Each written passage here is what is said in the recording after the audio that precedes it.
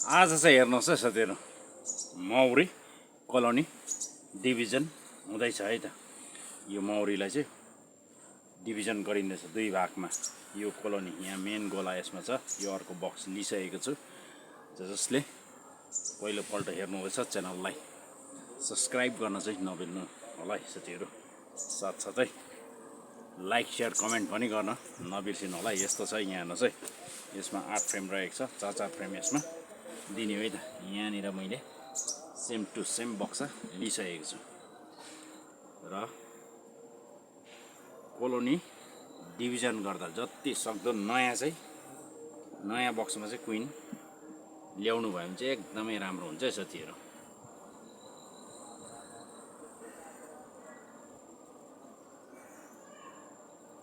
क्विनलाई पनि हेर्नुपर्ने हुन्छ है।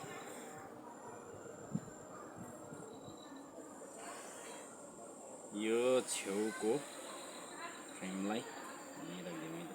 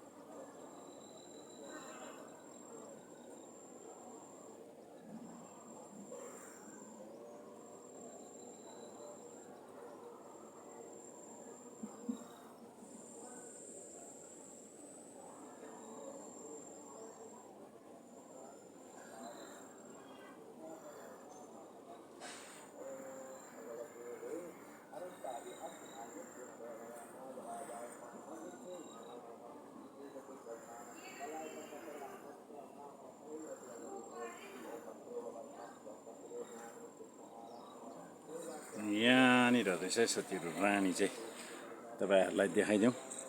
यो चाहिँ रानी हो, यहाँनिर छ, देख्नुहुँदै होला। यो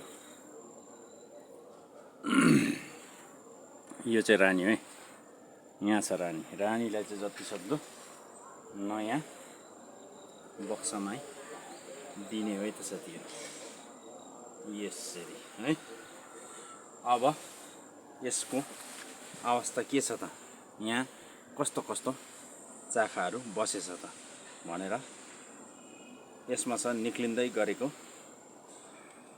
प्युपा अवस्था लार्भा पनि छ है। र पनि यसलाई म अर्को चाखा पनि दिन्छु, एकदमै राम्रो है।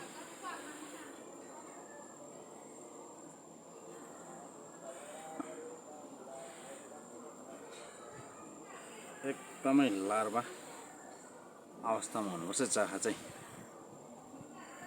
अनि मात्रै चाहिँ फटाफट काम हुन्छ है साथीहरू। ठिक छ। र अब म यसलाई चाहिँ यसो गरिदिन्छु है साथीहरू।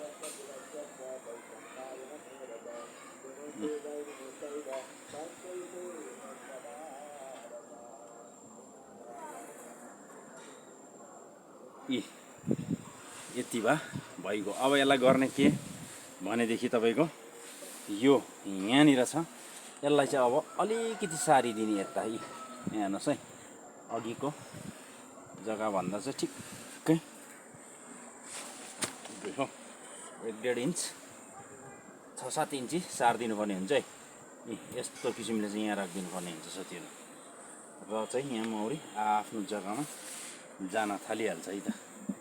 कुनै प्रकारको केही आपत्ति छैन है त साथीहरू। यो बक्सा अलिक सफा गर्नुपर्ने पनि भएको रहेछ, सफा पनि गरिदिन्छु। यस्तो छ साथीहरू, एकदमै सजिलोभन्दा सजिलो तरिका जसले गर्न सोच्नु हुँदैछ। यो चाहिँ एकदमै उचित भन्दा पनि उचित समय हो है त कोलोनी डिभिजन गर्ने। भन्नुहोस् के कस्तो लाग्यो, कामलाई प्रतिक्रिया दिन चाहिँ नभुल्नु होला है। साथसाथै च्यानललाई सब्सक्राइब गर्न पनि नभुल्नु होला। हवस् त, धन्यवाद।